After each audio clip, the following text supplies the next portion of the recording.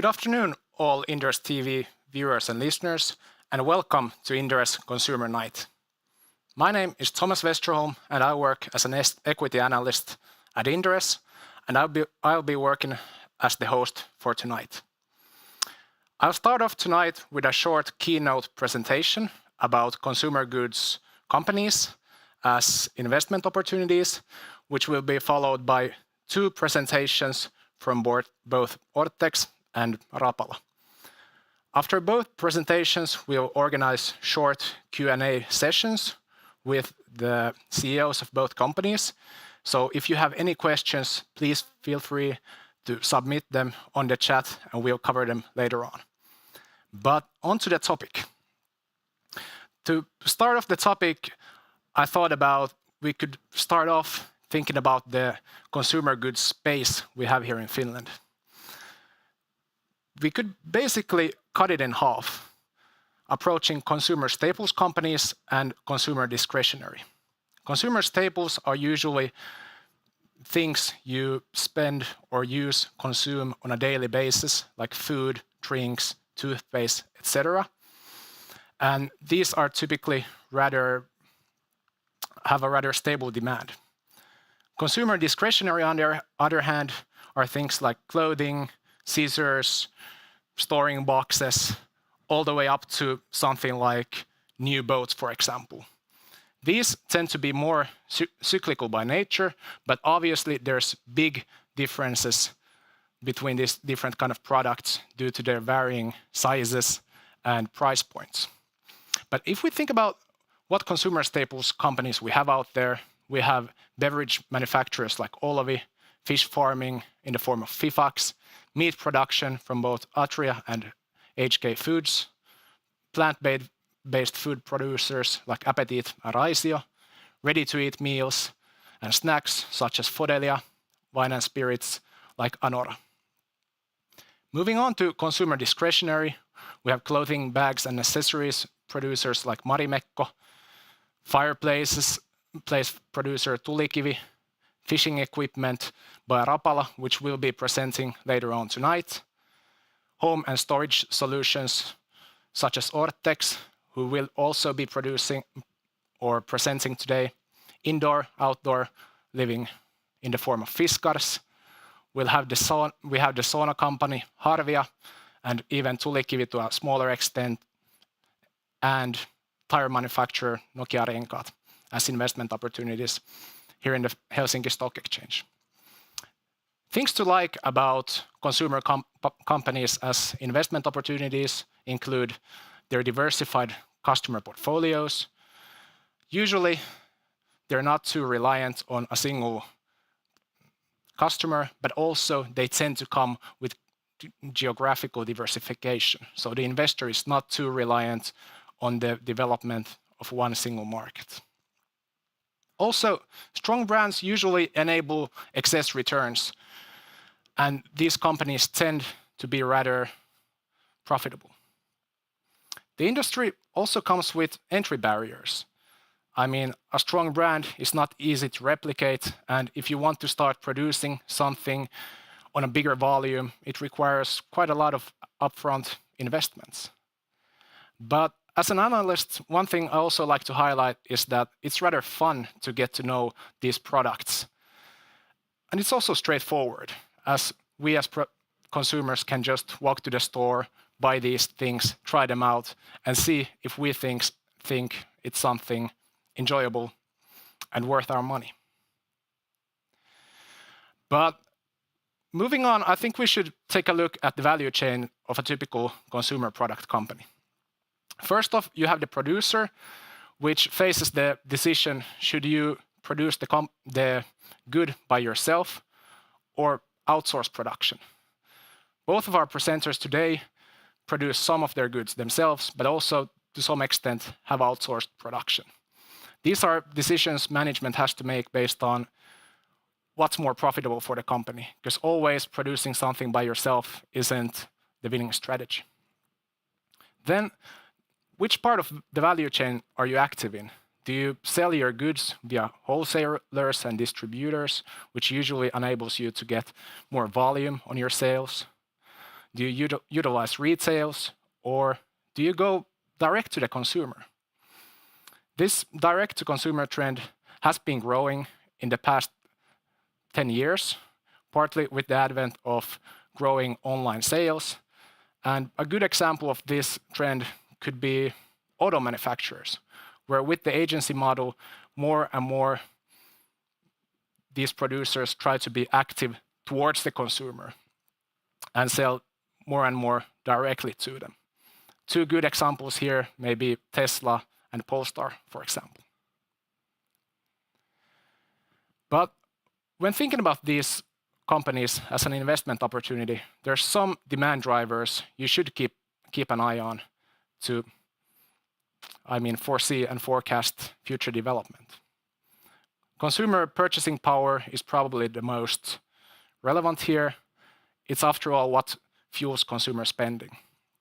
This has a positive effect on both discretionary spend and also staples. Although usually when purchasing power increases or decreases more, it has a stronger effect on the more discretionary of spend. But even with consumer staples, you might see consumers downshifting or shifting down in some product categories to cheaper private label alternatives, for example. Consumer confidence is also a key variable to keep in mind, and it's usually a solid indicator of future demand of especially bigger discretionary purchases. Here, good examples are autos, fireplaces, and also boats, for example. And the third is interest rates, which usually affects especially these bigger ticket items. Sure, if households have a lot of debt, increasing interest rates might hurt them that way, and from that point of view, affect the consumer purchasing power. But especially the bigger ticket items, such as cars and boats, which are financed using debt, tend to be more sensitive to these interest rates.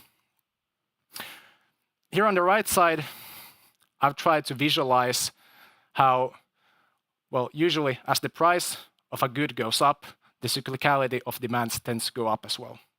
This is only illustrative, so don't get too hung up on this graph. But I'm trying to bring out a point here that it's not linear all the way.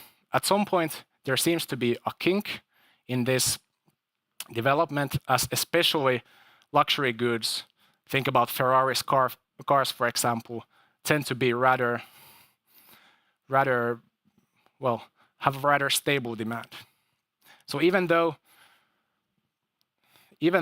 they are more expensive, the demand tends to be stable here, which makes luxury goods providing an exception to this rule. But when thinking about this as an investment opportunity, you should also think about where are we in this current earnings cycle. Here on the left side, I've indexed our consumer discretionary products, companies' stock price performance. I left out the consumer staples in order to free up some space here. But as you can see, as I alluded to earlier, you can even see here that the bigger ticket items, producers of bigger ticket items such as Harvia and Tulikivi, their stock price performance has been more volatile here. You think about the year 2020 and 2021, where consumers saved up a lot, couldn't travel, and demand shifted towards goods. This obviously is reflected in the stock price development of these companies, but it also later on led to a situation where consumers cut back a lot on their product spend or spend on physical goods, where you can see that a lot of these companies' stock prices came down quite a bit after that. But you shouldn't always just look at the stock prices. On the right side, I've even included the EV sales ratio of these companies. It's a trailing 12-month figure in order to get as much data as possible. Here you can see where the expectations have risen of these companies. In the middle of 2021, a lot of these on a per sales basis had rather lofty valuations. In other words, investors were ready to pay more of these companies per euro or dollar of revenues they did. And later on, they have come down quite a bit. Here you can see some optimism creep into some of the names. For example, Harvia has risen rather rapidly as of late. Even Marimekko, the expectations toward that company has come up to a certain extent.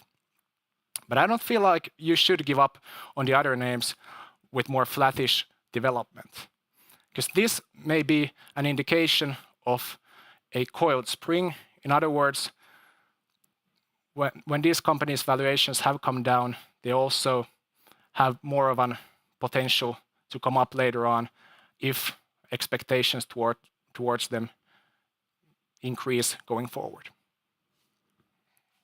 But what to look for in a consumer goods company?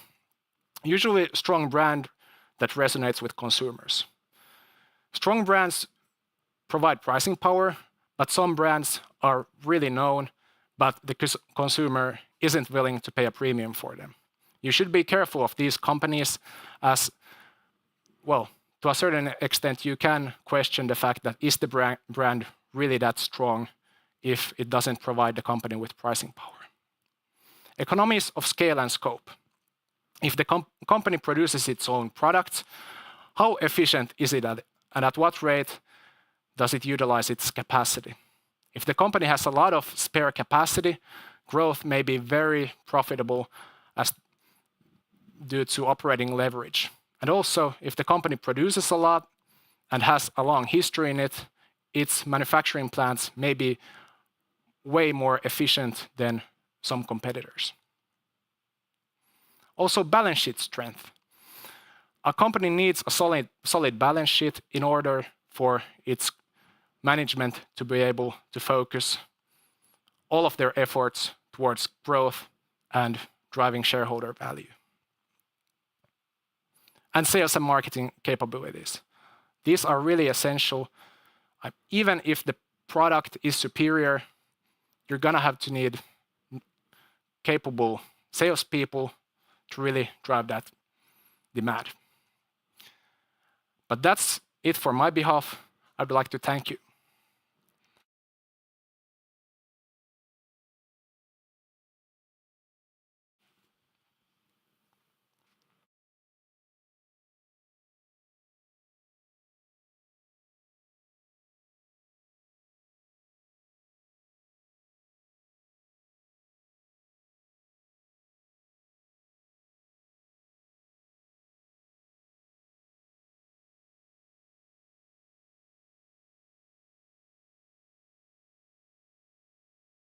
Good afternoon or evening. I'm Alexander Rosenlew, the CEO of Orthex Corporation, and I have the pleasure of opening a little bit what we are doing and how we are building our brands and building our business in Europe. So the idea here is first to give you an overview. We are a truly Nordic company making Europe into a home market.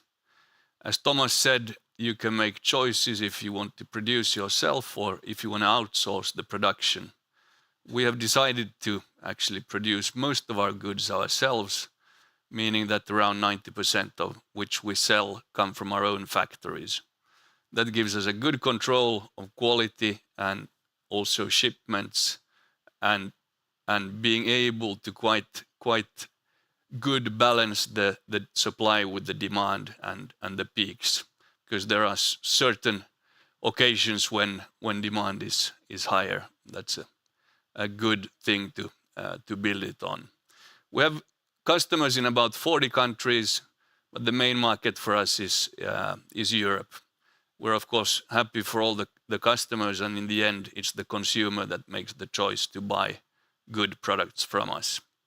We have 3 strategic brands. That's SmartStore for home storage products, Gastromax for kitchen products, and then Orthex for home and yard, and of course also being the company name.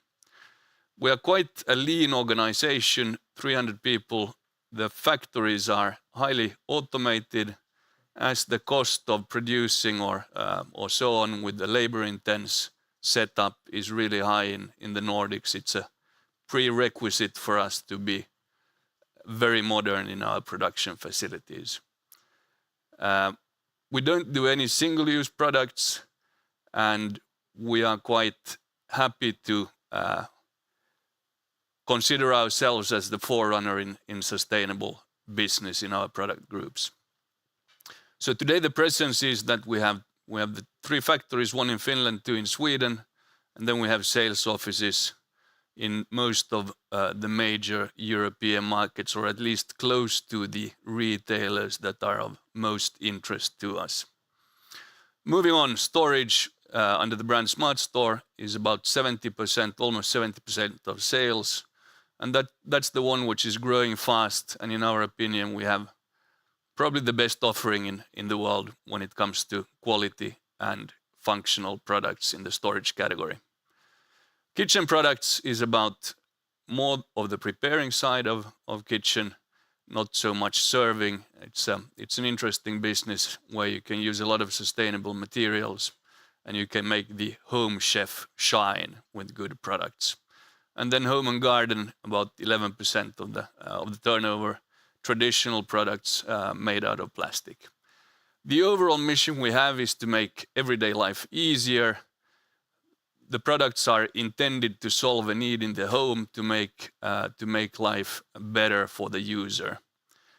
We focus a lot on design, because if the design is good, people want to buy the product.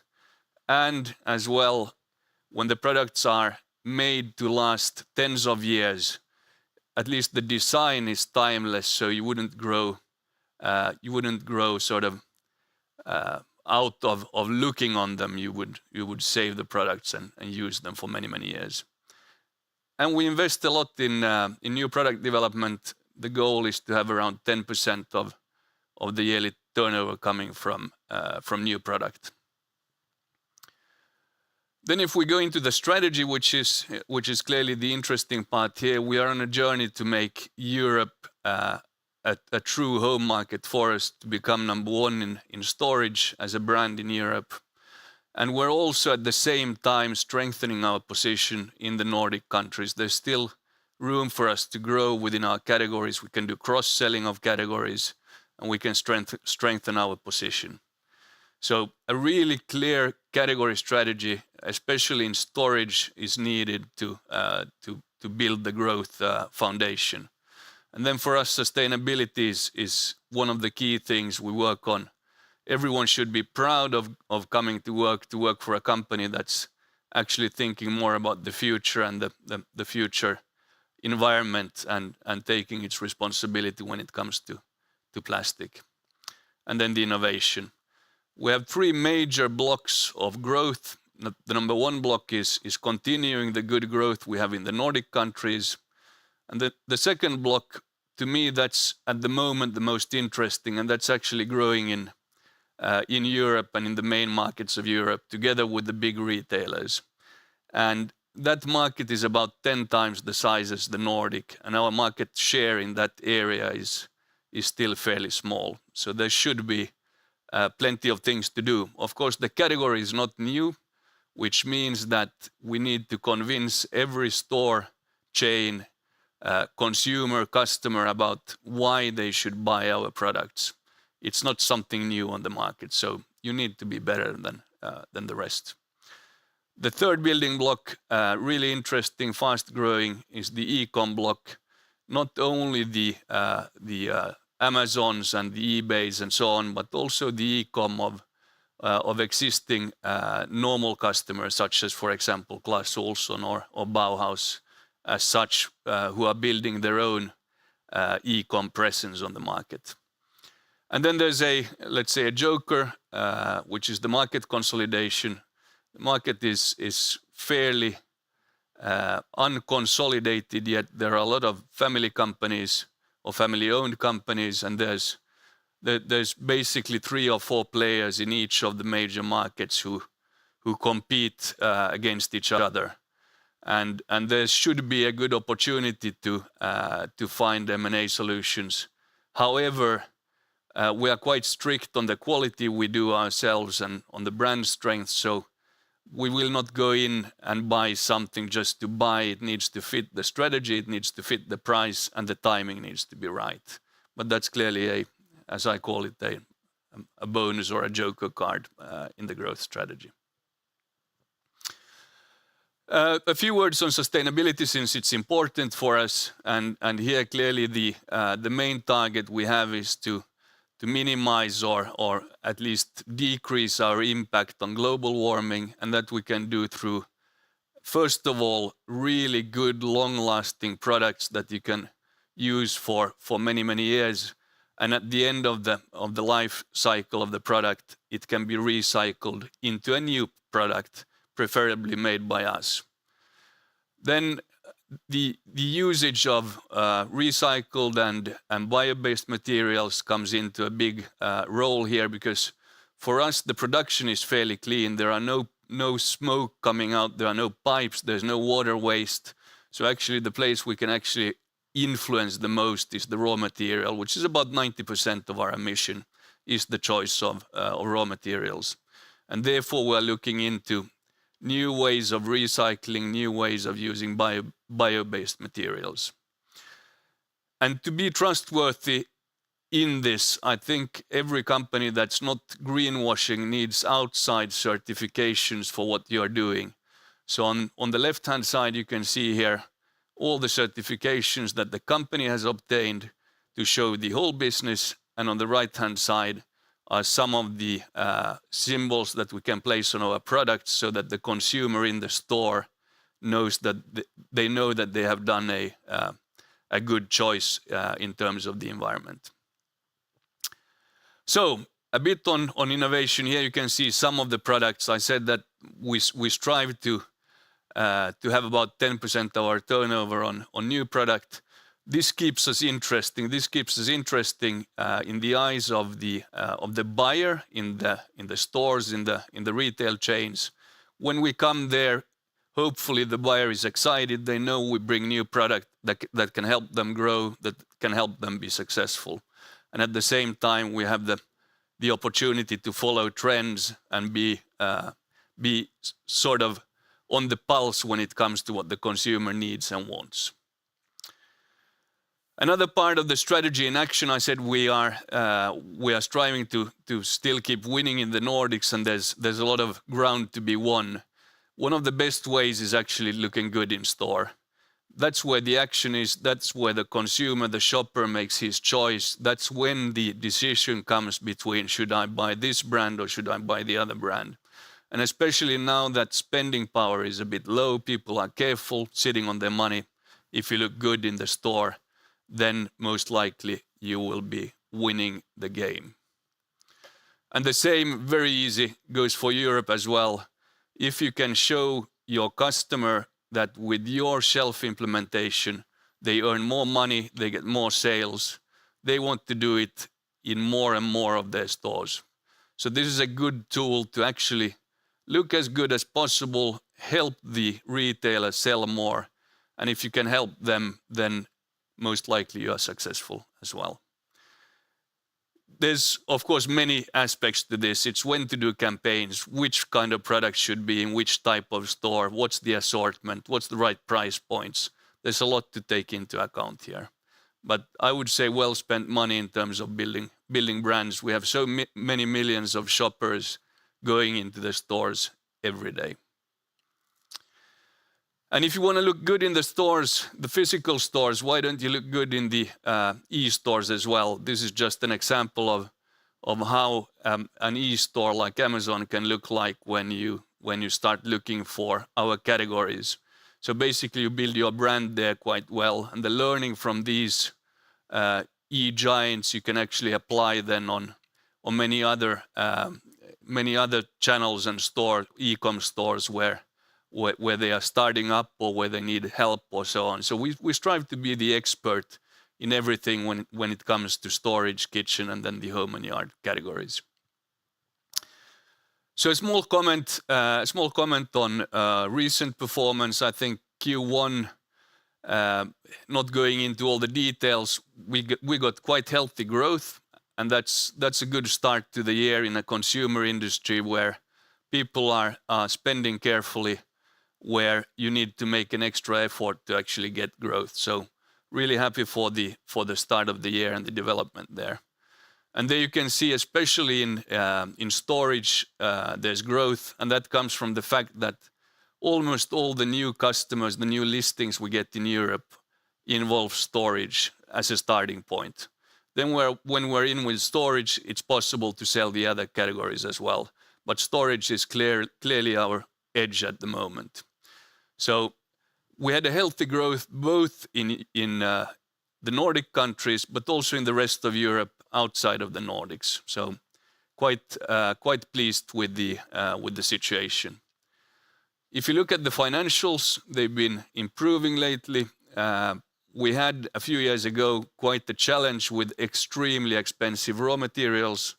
I think the situation has been a bit more stable since, and we've been able to lift the game to actually get both top line growth, which helps the profit levels, and also more normalized raw material prices, while adjusting the full operations to the demand.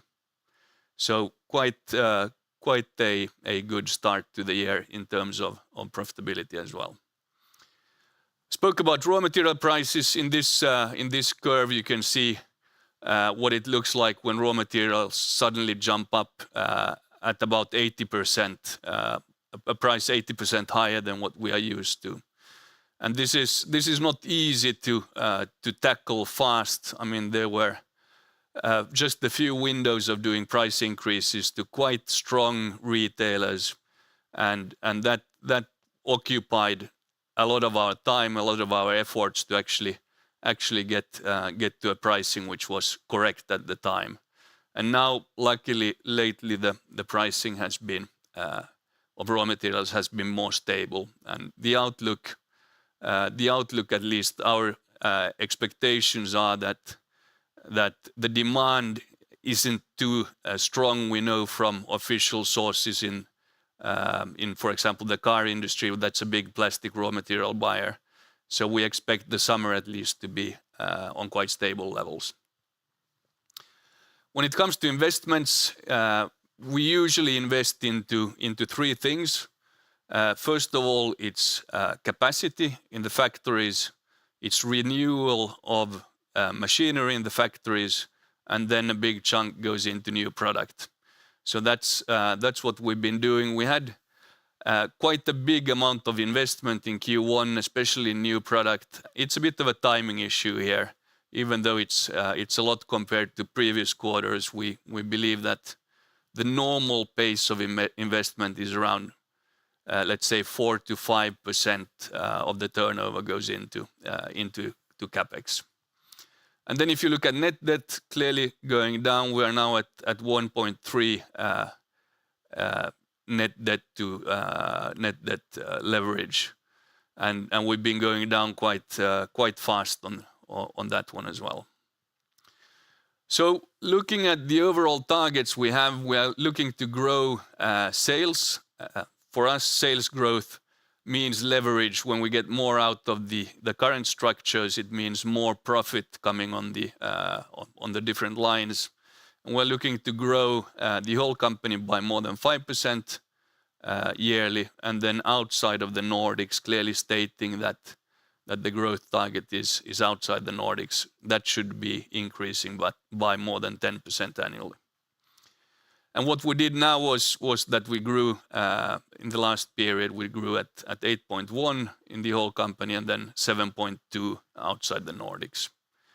Profits were ambitious. We believe we can do an 18% EBITA. We reported 12.6. I think we've been investing quite a lot into the business, into the structures, into the local organizations, and there's still some, and not only some room, but there's room to grow with the existing cost level we have, and we believe there's a potential for leverage on this one. And then on the overall indebtedness leverage at 1.3, we say we want to be below 2.5, and we could go over in special situations like M&As and so on. And we also pay, we like to pay dividends. We pay about half or a little bit more of the net profit in dividends, and that we the installment will be in 2 parts. So this year we'll pay 54.1% in dividends. So if we summarize, I think it was a good start of the year, and I think what we're doing now at the moment is that we're actually investing quite a lot in the business to actually have a good base to grow on. We're also forced to invest quite a lot into the let's say commercial part of the business in order to attract shoppers that normally would sit on their money. So a lot of campaigns going on, a lot of good offers, etc., to keep the products growing. So I think this was my presentation. Thank you very much for listening. Alexander, please sit down and join me for a Q&A. Thank you, Thomas. So if any of the viewers have any additional questions, please feel free to type them in the question box below. But to start off, one of the viewer questions is regarding the operating environment. So what kind of a market environment would be the most ideal for Orthex? I think for us a stable environment where let's say raw material pricing costs are predictable, because there's a certain lag in which we can make price adjustments. So that would be sort of the cost side of it. And then we have the pull side with the consumers, and of course the more money the consumer has, the more they will be able to spend on consumer goods. Yeah. So that's sort of, on the other hand, our kind of products are not that expensive. So buying a plastic box, a good plastic box, it won't ruin you, and you should be able to do it if you live a normal life. Yeah. How about like deeper recessionary environment where demand slows down? Usually oil prices and the prices of your raw material has come down quite a bit in this kind of environment. How do you deal? Historically, we've seen that, and this was before the IPO, that sometimes when there's a really deep recession, you can see oil price really declining, and you can see raw material going down. And then if you are able to maintain your top line, it will mean quite a good profitability. Yeah. Well, jumping on to strategy regarding direct to consumer. So you used to have a online store here in Finland, but well, we've seen the Nikes and the Fiskarses of the world pushing towards direct to consumer, but instead you withdrew from there and focus on sales via retail. How did you go about this decision? I think there are plenty of things behind it, but first of all, we tested out our own web store, and quite fast you realize that in order to have a very attractive web store, you should spend a lot of money, and there's a big question mark if the product categories which we operate are interesting enough to drive real passion to go into a very specific website. I think those who are looking for our kind of products, they would go into a larger platform and they would like to see the different options. Yeah. Then I think our task is to look the best on that platform. Yeah, and this is a thing you often talk about, helping your retailers sell more of your goods, but how fast do they see tangible benefits from taking your advices and maybe organizing their shelves according to your suggestions? Well, we're pretty confident when we tell them about the business case, and they are usually built on real knowledge that we've collected from similar stores, similar chains, similar environments where we have done the changes and we have measured the sales out of the shelf before and after. Yeah. Of course, it's not a watertight proof that in this new shop the same will happen. But we're almost certain that at least there will be a significant uplift in sales. And usually you go into these conversations with previous data, right, that you show? Yeah. And then since we have hundreds and hundreds and hundreds of different customers and their stores, usually you can find something which is a good reference group for the new opportunity. So really good data to have. Yeah. But moving on to regulation, have you seen any dark clouds regarding regulation and Orthex?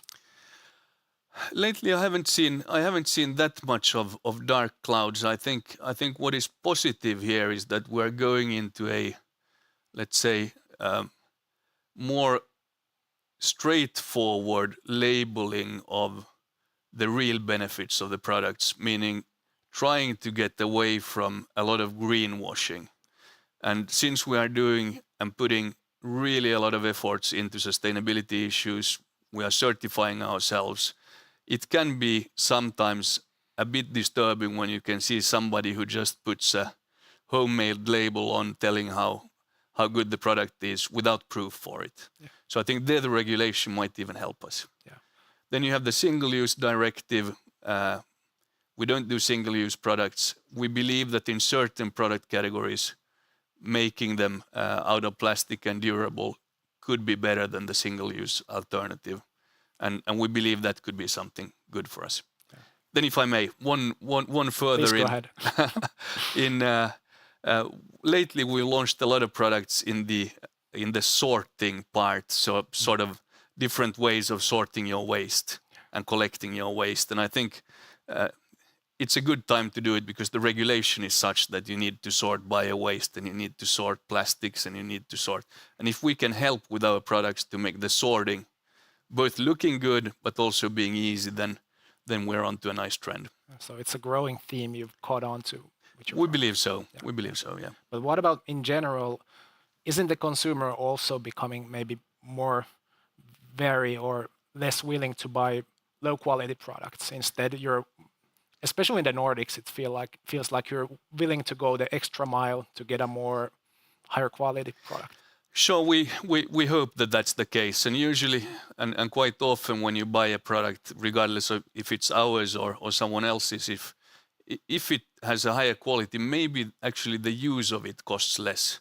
Because nothing is more annoying than going into a shop, bringing home a product, and then the first or second time you use it, you break it. Yeah. And then you need to go back and buy a new one. So probably by lifting the quality a little bit on your purchases, you might even be saving money. Got it. How about your M&A opportunity? I feel like that's a question you get asked on your webcasts a lot. Yeah. But you flagged it a lot prior to your IPO, but haven't done any actions when it comes to that, at least yet.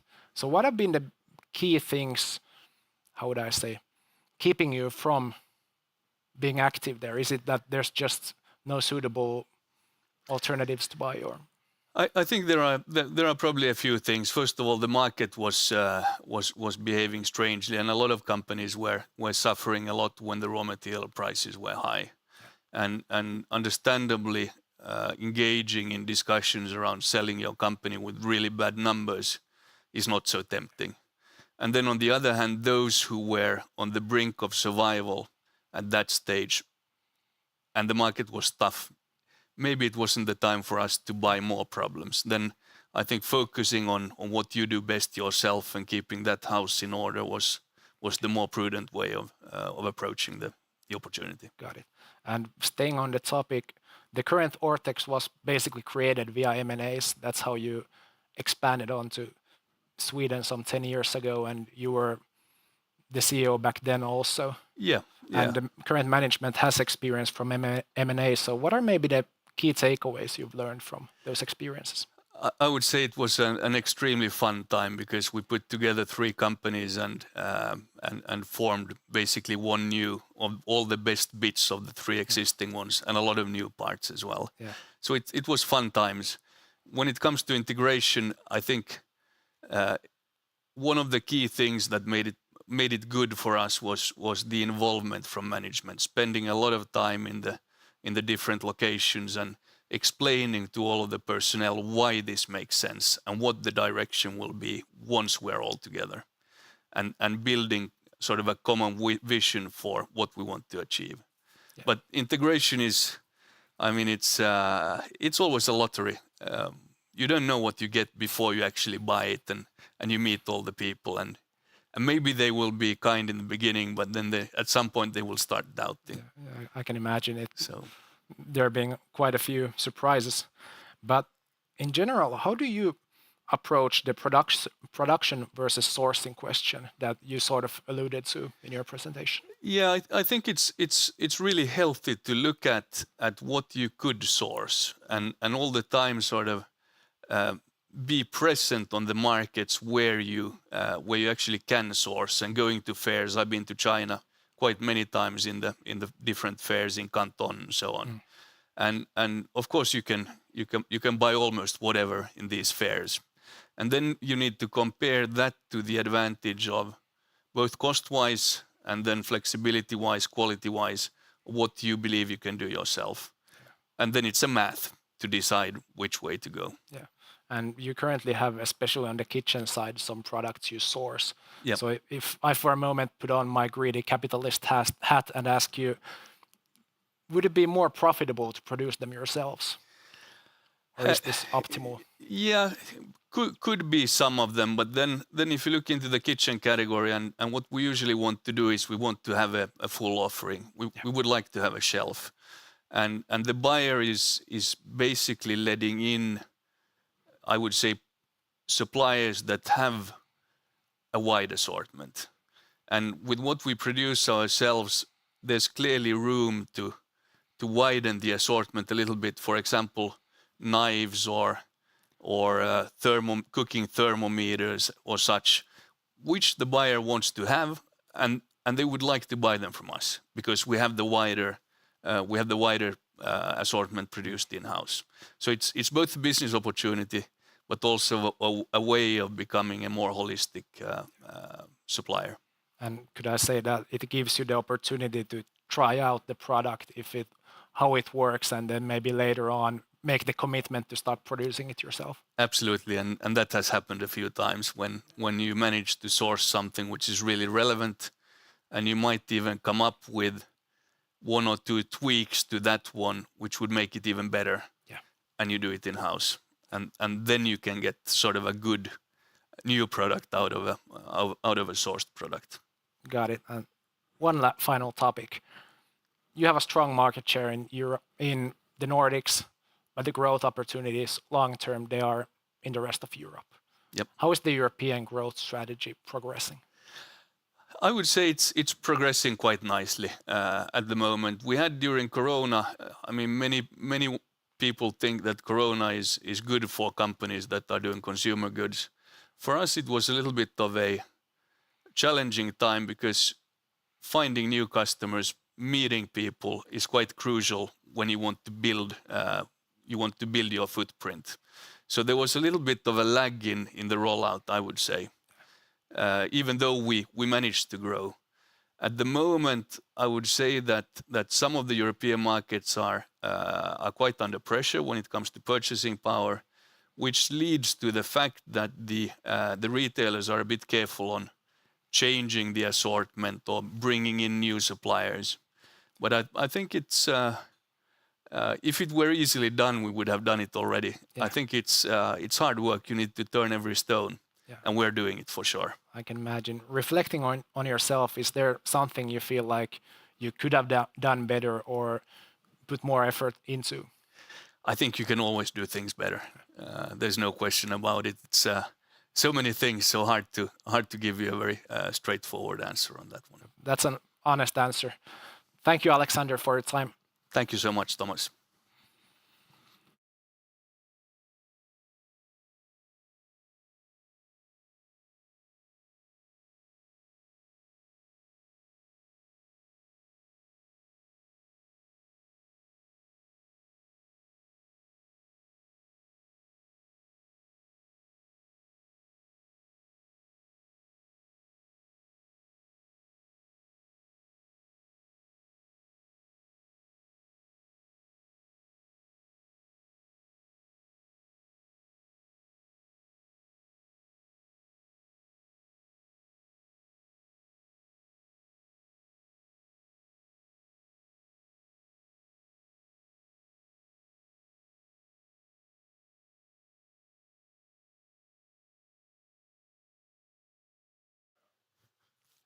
Good afternoon, everyone.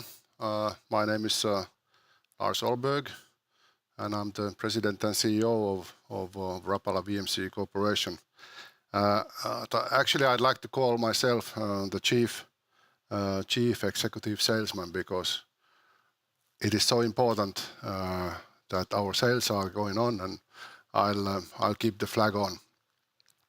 So I'm really delighted to be given the opportunity to talk here and give you a review under the surface of the worldwide fishing tackle market and the key drivers of Rapala.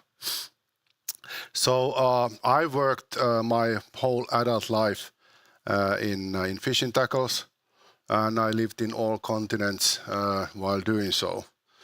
So I came back to Rapala after about a year ago to make a change to the better. So what are we going to do to make Rapala shine again? So I go straight to the point. That what are the key topics in my mind to make the change and to make a difference for Rapala. I say that for the coming 3 years, the key points for Rapala are sell more, and set clear targets, and sell products with good margin, ship in time, and create consumer pull. That's the first point that's been keeping us afloat and will keep us afloat when we do it properly. The second point is we need to increase our EBIT, and we need to again sell more and watch your margins and watch your cost base. The third point, which is very important also, is to reduce our working capital. So we need to lower our inventories, but even more importantly, we need to turn the inventories faster. We need to negotiate better terms for money coming in and money going out. So that's my 3 theses that I'll go through more in detail in the presentation. But first I'd like to dive into our world, of fishing. And if when I press the button, does the video come on, or is it done by the producers there? Thank you.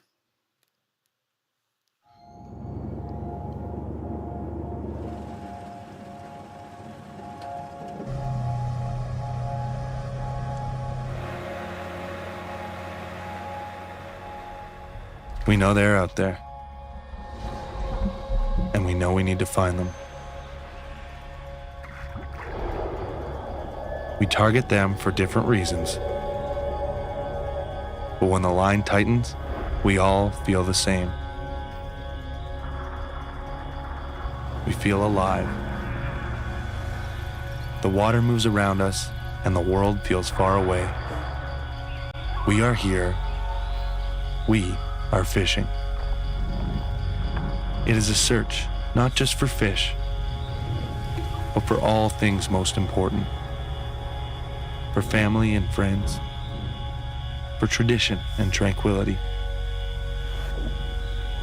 for conservation and competition. All of us find what we are looking for. Yet we continue searching. We cast, and as the lure soars, our hopes soar with it. This will be the one. They tell us insanity is doing the same thing over and expecting different results. But we are not insane. The fish are still out there, and we are fishermen.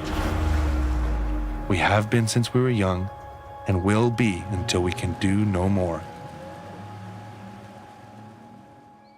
And then, when the ice begins to freeze within us, we will make time for one more cast.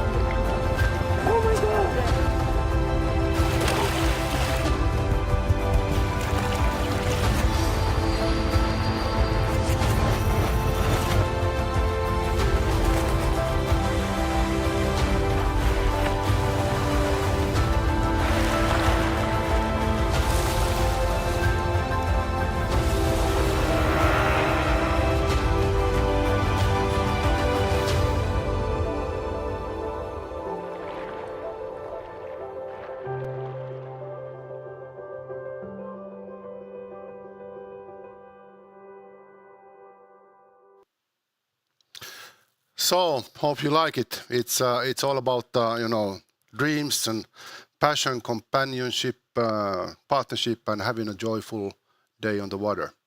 So I'm going to tell about the business behind this emotional video and the business that's been going on since 1936. So I say it's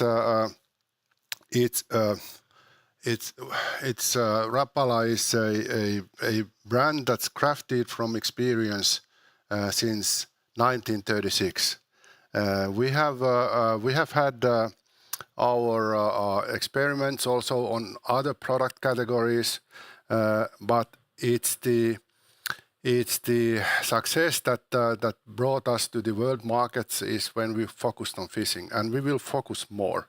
We will focus more on our core, and we are in our world. We are in a marketplace together with the 4 other large companies.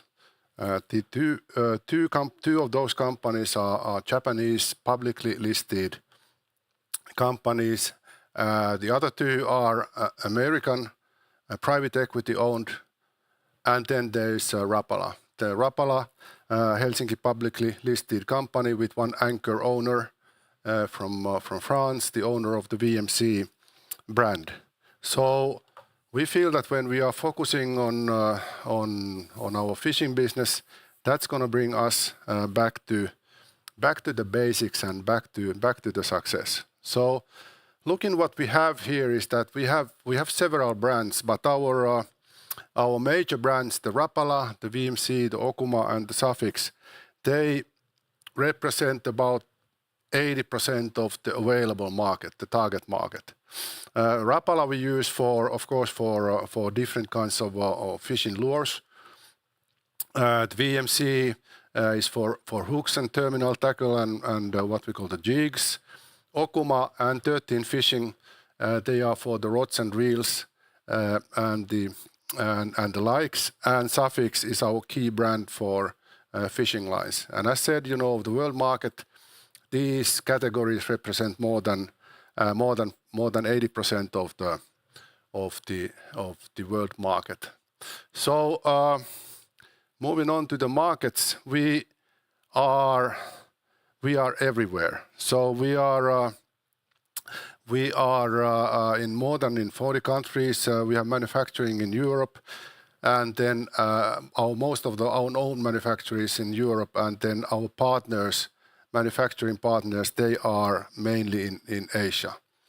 But when we are looking into the key figures from 2023, so our net sales were just north of 220 million, down heavily from 2022. I come back to this. Our 5.6 million EBIT from last year was a big disappointment. They are the disappointing numbers, but the numbers I'm proud of is the 40 countries we are having our own operation in place.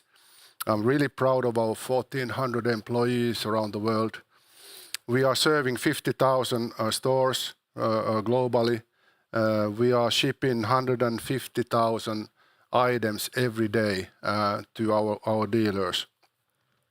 And then, of course, the 20 million lures that we are making each year is something that nobody even gets close. Our key markets are there on the pie that you can see, and nowadays about half of our sales is going to North America. And actually that's also going to be one key for our turnaround, is our strong position in North America, where Rapala has been a synonym for high quality fishing lures since 1960s. We actually boast also being a market leader in 3 categories in North America, which is the fishing lures, filleting knives, and a segment of the fishing hooks. So all these categories that I mentioned, they are also manufactured in Europe. So I have to say that when our products that are market leaders in the largest retail stores in the USA are made in Europe. I want to say I want to take hats off to our engineering and our manufacturing staff making it possible. So the key figures that you see here also make you understand why I'm really disappointed on these graphs or these pies or the columns. And I came here to make the things and change them to the better. The crazy COVID years of 21 and 22 made the world go around, and really after the COVID boost, everything collapsed. There was so much capacity, so much inventories that when the COVID was first coming, we were not sure if we can survive. But then the next day we noticed that people are doing nothing but fishing and going outdoors. We handled well the upswing, but I have to say that like many reasons made it happen that we couldn't properly handle the downswing. There's one number that I like you to take a look though on the right side of the numbers, which is the 208 million of group products sold. And if you compare those to the normal years of before COVID, the 2019, 2020, we are nicely up on our own products sales from those years. The green numbers that you can see here, they have dramatically reduced, and they represented the third-party products we had in our portfolio, where we were utilizing our distribution network to sell other manufacturers, brands, and products through our network. There was a strategic decision to walk away from there. And there's been a question that if we are coming back to this strategy, selling third-party products to our network, it's possible. But at the moment, I focus in putting our house in order and focusing on selling more our own products and securing the marketplace this way. So our market is highly segmented. There are about 250 million anglers globally, and as you can, when you look at these different segments, you also understand the complexity. This is not tennis or golf. With tennis you can have a smash and serve and volley and drive volley and a couple of other, but then you have basically a similar type of racket and similar type of balls and equipment. So in fishing, this is totally different. But we have chosen our key markets where we are seeing a good growth potential. We will grow especially in North America and in Europe. So on the product categories, some of you who have followed us, you have seen that we entered into the soft plastics lure market, and that is taking a phenomenal start. A market that's larger than our traditional hard baits. And we made such a bridgehead that we have already tripled our initial estimation what we can do there. Now, the other category that follows now the success of the Rapala Crush City that I'll show a minute ahead is the VMC products that are well suited, especially for this new type of lures that we are introducing. The other categories that we will see substantial growth is going to be the Okuma products in Europe, and then the 13 fishing products around the globe. These are they represent the rods and the reels in our business.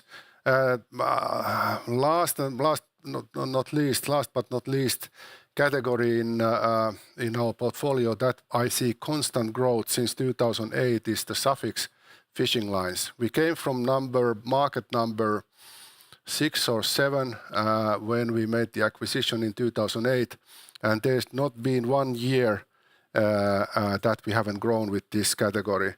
And it is also a lucrative, good business. And the one more thing that's giving us confidence of the future is that the global number of anglers is slowly increasing now, and also the consumer confidence is getting much better, especially on the consumables where we are strongest, where we are the strongest. But also I have this picture here for a while because it also explains somewhat the complexity that's making our working capital quite challenging. So we are working on this, and that's a big target for us to reduce our working capital from mid-40s to mid-30s, and that's a big thing that we hope to finish within the next 2 or 3 years. The comforting thing in the fishing tackle market is that the market is quite traditional, and it is a slowly changing market. We don't see industry breaking things coming in, but consumers are relatively brand loyal. Many of the consumers, they are using the same brand than their father was using or their brother. It's something that you really follow the social media very, very closely, and you see what's happening there. Our products have long life cycles. And lastly, what's also the global trend of house brands coming in is actually not too bad for us, because the house brands, they need brands. The house brands, they need a kind of an anchor or a kind of a comparison product, which makes their products look less expensive. But at the same time, these market number 1, 2, or 3 are very important for the dealers to be able to position their products better. Moving on to a couple of corporate slides, which is our journey towards 2006. And as you can see here, the consumers and the customers, they are the center of gravity. They are the reason why we exist. We live for our customers. They are our partners for life, as I like to say. But moving then to the cornerstones of our business and our company, you see these circles here: the team and culture, the customer focus, the consumer focus, operations and finance, PD and innovation are all the elements that, of course, you need to run that run your company. But the last one, the sustainability, is a statement that we have given, is that our aim is to be the most sustainable corporate responsibility company in our industry. And all our actions we are doing in any segment are already taking this into account. And also, like the incentive programs we have in place in our group, all of these, they have a strong sustainability element in those. This is also how we like to look at our business. It's a house. It's a happy house. It's a house where everything's in order. It's got really a very, very strong foundation. We got the framework in place, our strategic initiatives, and our mission, vision is in place. And maybe you have seen a similar type of houses elsewhere. And it's good also to it's always good to look around, see what other people are doing well, and I certainly like to see our company as a house with the team working inside towards a common goal, which is creating outstanding experiences for the global fisherman. Moving on to kind of the future lifeline. So when we are doing our product and brand strategy development, these being our lifeline, we've been lucky and successful in our new products. I'd say that every year 10 to 15% of our revenue is coming from new products. One thing we have to be more careful in the future that we have to be more careful in what we are doing, the niches that we are going, or the segments we are going into. They must return a better return for the investment. But overall, we've been successful here, and there hasn't been a tackle show in the global tackle show in the world where Rapala products haven't won awards. And we have a very, very good experienced staff in our group for this business, because you know that when you are in a business that's bringing you joy, and you might go from Helsinki to Alaska to fish, you are taking products that you rely on. You know that you take a product that's proved to perform. And I think this is really one of the big success factors in our business. But to go from here to here, it's actually these are connected, because I use this a lot, and this phrase certainly wasn't invented by me.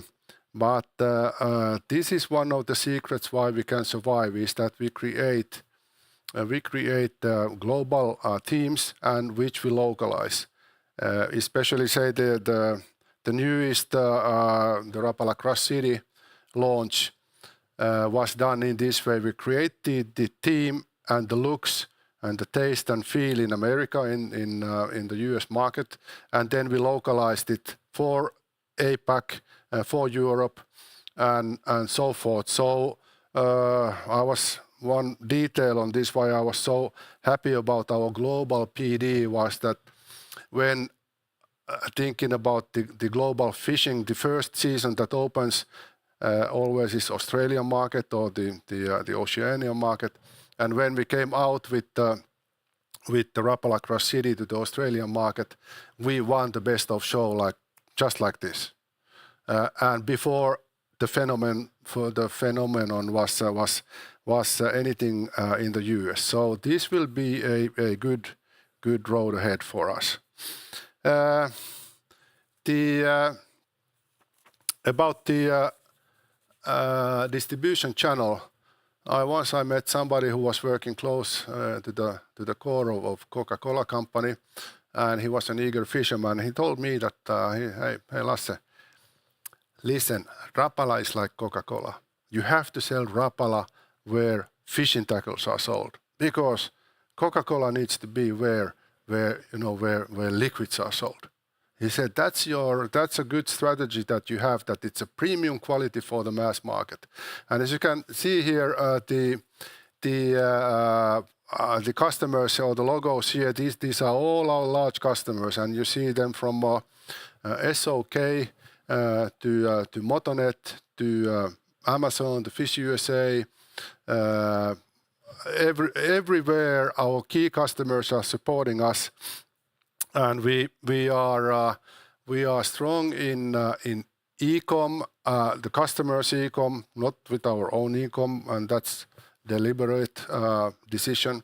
And we want to support our dealers everywhere. They in every channel they are selling. So this is one of the key slogans for us: the premium quality for the mass market and for the Rapala group as a whole, the crafted from experience.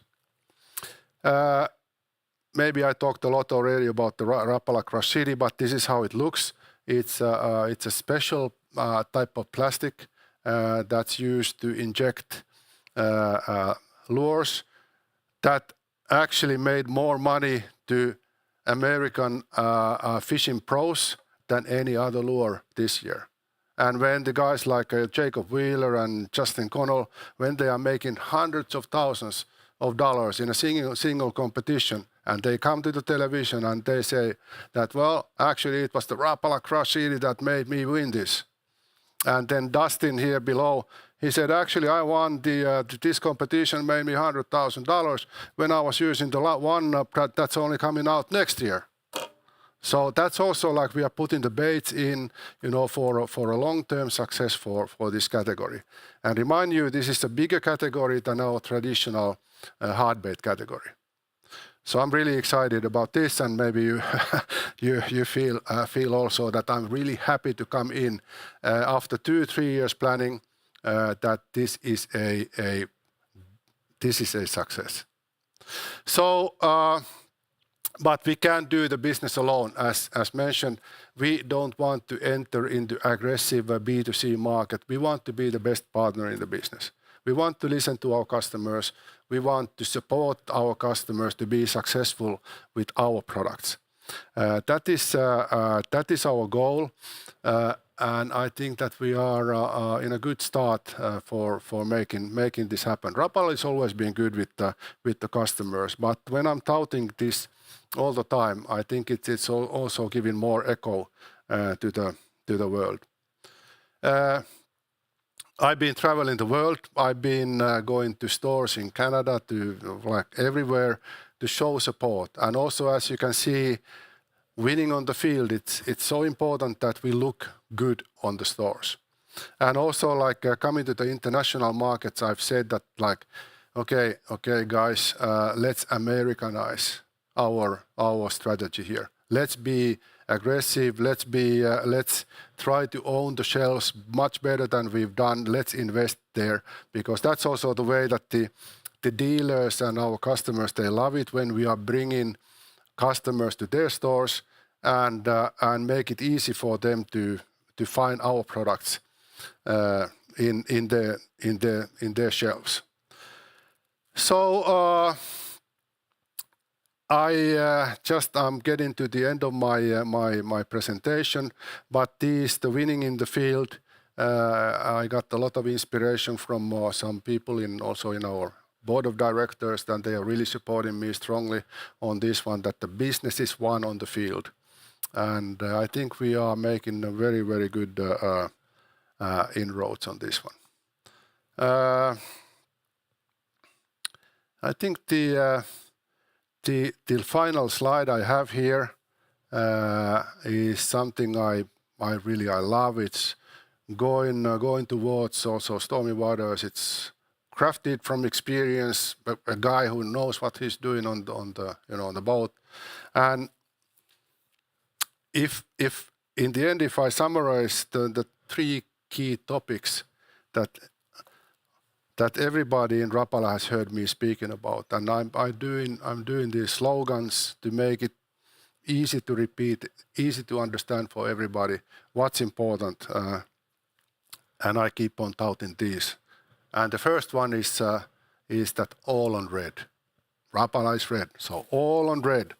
And it means that use Rapala as the door opener. There can be a fishing tackle store in the world that can survive without Rapala. So use Rapala to open the door, and you sell the Rapala, and then it helps you to sell the other products too. The other slogan I've used is one more turn. One more turn. It's I've said also that I don't care about the inventories if it turns well. If it turns well, I have a number in mind for our guys that how much we have to improve our stock turns. The third point here is follow the money. Follow the money, but follow only the big streams. Kind of don't care about the small things. Follow the big streams in and out. And the 3+1, the +1 is the most important. And I've been talking to everybody about this, and this is the way to success, and the word is together. The word is together. Together, the Rapala team will be successful together, and also let's be together with our customers, and let's make all the global anglers to fall in love with our products. So this concludes my presentation, and please. Thank you. Thank you for your presentation. Please join me on the chair for Q&A. All right. So just as a reminder to all the viewers, you can still submit your questions. We already have somewhat of a lineup here, so we'll start off here. But Lars, you came back not too long ago to Rapala and took over the position of CEO. Yeah. What are the main thoughts you've tried to instill into the corporation after coming back? Is it the 3+1? Well, it's basically 3+1. I'd say it's give more credit to sales. Yeah. Give more credit to sales, and then the customer centric. And maybe one that I didn't put in this list is the inside out, outside in view. We need to understand how our customers and how our anglers or consumers, when they look from outside in, what they think about Rapala. Why? Actually, sometimes it's a wonder to me why somebody is buying other products than our products. So it only comes from understanding the outside in view, and have to be honest to ourselves that if we are losing some business somewhere, it's only coming from understanding the outside in view, that what can make us better. Got it. Yeah. And to piggyback on some of the pointers you brought out previously, for example, one more turn. How does this reflect in the products you offer and produce? Have you decreased the amount of different SKUs you give your sales team, or? Yeah, that's actually a must. We must decrease the selection, and then we must follow the money. We must follow better the categories that bring us a better return. Yeah. And like earlier, like we had 100 million inventory. Having the same sales, having one more turn, basically the one more turn would mean a 25 million decrease in inventory without losing a cent of the business. We might lose a point or two on the gross margin if we are flying goods in more frequently, but the one more turn is also like one more visit to the customer, one more call to the customer, like you heard in the video, one more cast. So don't give up. Don't give up. Just one more turn. Try once more. A little bit harder. Yes, this little bit of extra effort. A little bit extra. Not much, but a little bit more. Got it. I can imagine in your product category that's so complex with so many different opportunities. Yeah. It's easy to get carried away and bringing out some products that don't necessarily have that big of a market or that big of a customer appeal. Sure. The one thing that we have a program coming on, I think it's going to be live next year, is also the more of sales training, because the selling is such a complex selection to a wide amount of customers. It demands a lot from these professionals who are on the selling. And sometimes when you are getting a kind of a first prize on the lottery on like the Cross City, so easy to sell. We are nearly saying that who can get it, then it's too easy in a way for the salesman. Yeah. So that's the point where you see who is a really professional salesman who can then use the prime product also to pull in the other products that might have been slowing down. Yeah. And I can imagine your salespeople have a lot of benefit if they're avid fishermen themselves. Yeah, it's good if they are fishermen, but then again, you have to separate your emotions from the business, and that's sometimes I have to bring some people back that let's not fall in. We can love our products, but let's not fall in love in our products. Still, this is a business. Yeah.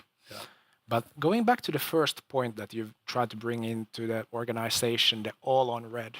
So how does this affect your product or product categories you have, product offering, marketing expenditures? Are you bringing more of your categories and different products onto the Rapala brand? Are you using more of your marketing budgets focused on this main brand specifically, or? Yeah, I think you got it right. Yeah, for sure. Like looking 3 years ahead, that's also a necessity. It's either like when you saw on Rapala Cross City, the Cross City is bigger than Rapala there. I think that we will use this more. We got the Storm and we got the Blue Fox and we got the suffixes. Yeah. We need to give it more Rapala more like power in giving the confidence to to the consumers and dealers that this is a proud member of the Rapala group. So kind of bringing the other brand under the Rapala umbrella. Yeah. Yeah. And they like Rapala is signing for this. Yeah. Yes, because I can imagine it's easier to put marketing efforts into one brand and bring recognition. Absolutely, yeah. So within the next 3 years, I think that you will see a certain swift on this direction. Yeah. And continuing on the topic, Crush City. It seems to be very successful so far. The demand seems to be there.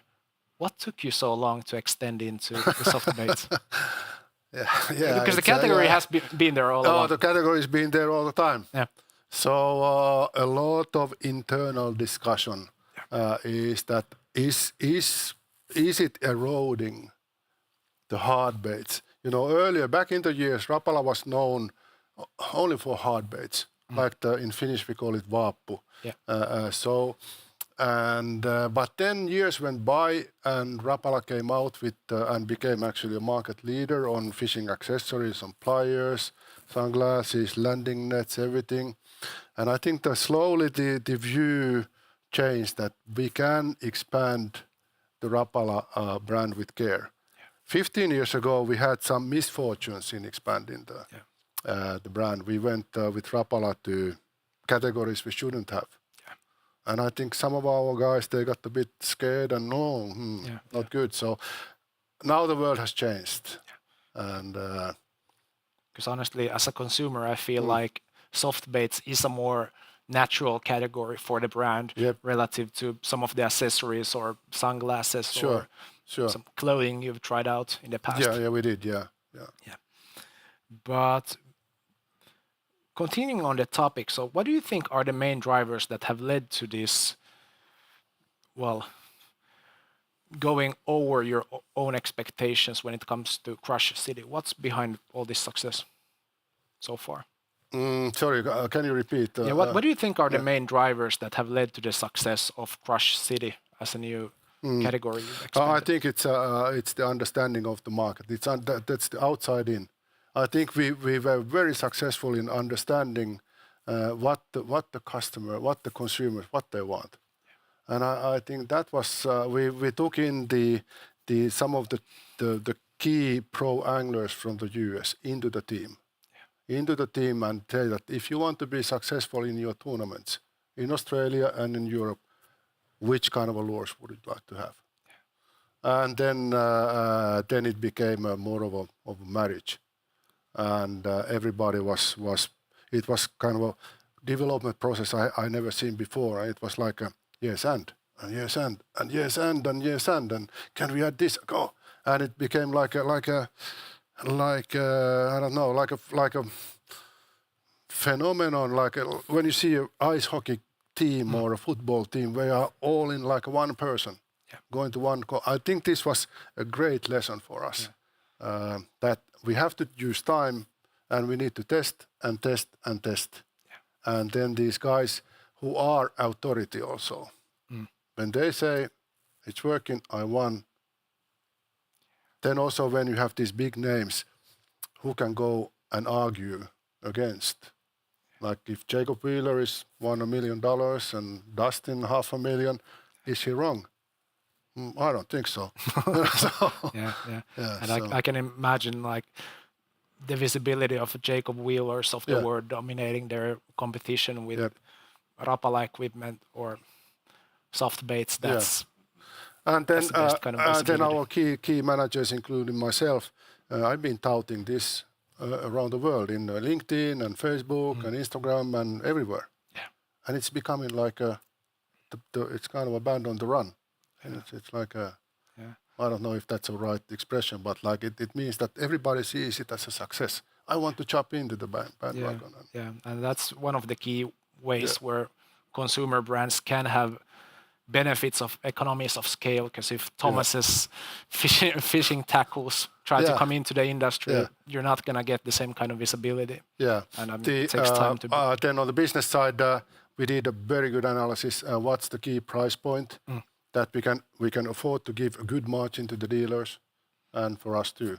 So. Yeah, but here's a question about profitability of your countries. And as far as I know, some of your markets like North America are super profitable, but some others less so. So the question is, how many of your countries where you have operations are profitable? Majority are, but there are some countries where we are happy if we don't lose money, but we want to be present. And one of those countries is Japan. Yeah. We want to be present, we want to have our ear on the ground, and we are happy if we don't lose money there. Okay. So do you get beneficial information from there, or is the strategy more like... Absolutely, that's the reason. And also you are connected in the industry, in the world's second largest market. Yeah, and if you leave, I can imagine trying to enter later on becomes more difficult. And if some of the countries, if they have, for some reasons, if they're gone, on negative EBIT, then I'd say that the turnaround is normally okay if it happens in 2 years. Yeah. So, but the game is won or lost in America. Yeah. That's by far your biggest market. That's by far the biggest market, but we have now good opportunities to come back in Europe in a big scale. Yeah. So. And continuing on the topic, during the last 20 plus years, you've expanded quite a bit globally onto new markets. So what are maybe the main learnings from your international expansion? Well, when we started expanding after our listing in 1998 or thereabouts, that's a long time ago. So that time we were 100 million, and then we grew to about nearly 300 million either by organically or mainly by acquisitions, and we were mainly buying our own distributors. And there I learned a lot about the culture, the importance of the culture. That when we were a small company and we couldn't send a Finn, from headquarters to every company we buy. So it was really important that we had a skill and a way to transform our culture to those countries, and then then everybody working as one team. And that's why the team and culture was the first bubble, not bubble, but the ball in my presentation. That's been maybe the key learning. Yeah, and I can imagine that a Swede sells better to a Swede and a Frenchman sells better to a Frenchman. Yeah. But is this also then one of the main challenges currently in some of your markets that are less profitable then? Is the culture still an issue there or a challenge? Yeah, you could say so, because there are some areas, but I'd say that we are not too bad here, and I can pick up a phone and call to any of our managers and ask, hey, how is it going? Can I help you? And what's your biggest challenge? And then I know everybody in our group basically, so I have a ear on the ground and smell how things are. So I think this is more personal business also, good or bad, but that's the way it is that it just has to be managed. Yeah. And what about your 13 Fishing acquisition? Like, quite recently you acquired the rest of the company, and now you control it fully. So what has it enabled you guys to do, and what was maybe the key rationale behind? Yeah, well, when we got into the 13 Fishing with 49% 4 years ago, the rationale that time was that we lost an important third-party brand, Shimano. Shimano wanted to take their own distribution in their house, and so we were also in the brink of losing an important door opener. And that time, 13 Fishing was the kind of the talk of the town. It was the young American active brand, and we got in to also have a better smell, of the American market again. But then they run into wall with the COVID, and with the 18 months and 12 months and delivery times that they couldn't eventually handle. The brand is really nice, and it's totally different than Okuma. Okuma is kind of in the middle, and then 13 is filling many niches, It's like I had a speech after we finished the acquisition. I said here at 13 Fishing is a combination of two cars on the image scale. It's a Mustang and it's a Tesla. It's a traditional American, strong and powerful, and a little bit dangerous. And Tesla, which is a new technology and look into the future and American innovation. So it's really earned its place now in our portfolio. The last thing about 13 Fishing, when the customers in US heard about that Rapala had the majority or the full control of 13 Fishing, they said that when you got that house in order, we are in business. So 13 Fishing is a very, very desired brand, but because of they didn't have enough resources. Yeah. Now our key customers are saying, you put your house in order and we are talking business. So does this mean they're more open to taking in the Absolutely, brand once yeah. you take over the And now sales? the US sales strategy or the operations are run by a big part is run by third-party salesmen, sales agencies, and now we transform, like in a few months, the entire 13 Fishing sales system into Rapala sales system. So the guy now who is selling the Rapala lures to world's biggest customers, the next thing they offer here is the 13 Fishing, and maybe we can do a joint cooperation here. And so we are using a big leverage on this one. This way you can get some sales synergies out of it. Absolutely, the yeah. same person can do both. Yeah. One of the biggest setbacks in American market was also for 13 was 2 weak winters. Yeah. So we now my crystal ball is telling that next winter is going to be cold. Maybe to wrap up the interview, Okay. what are the things you're looking forward to the most from a Rapala's point of view? Well, I'd say that like the spirit of the closer customer work. I think that's something that we have to get closer to the customers. I think we've been a little bit further away doing our things in our office. We have to go to the world, and this is really what I want to enhance and reward. And when talking about customers, do you mean the retailers or the end user? Retailers certainly, but I wouldn't like to separate those. Every time I see a fisherman anywhere, I'm thinking that he's paying my salary. He is paying my salary. So, and we don't want to compete with our with our customers, and so we are doing marketing that's pulling these consumers into the retail stores and hoping that this partnership then will grow for the long term. Because with that model, you win together. Well, that's the idea. Yeah. Thank you, Lars, for the interview, and Okay. have a good summer. Same to you. Yeah. Thank you. Okay. Thanks.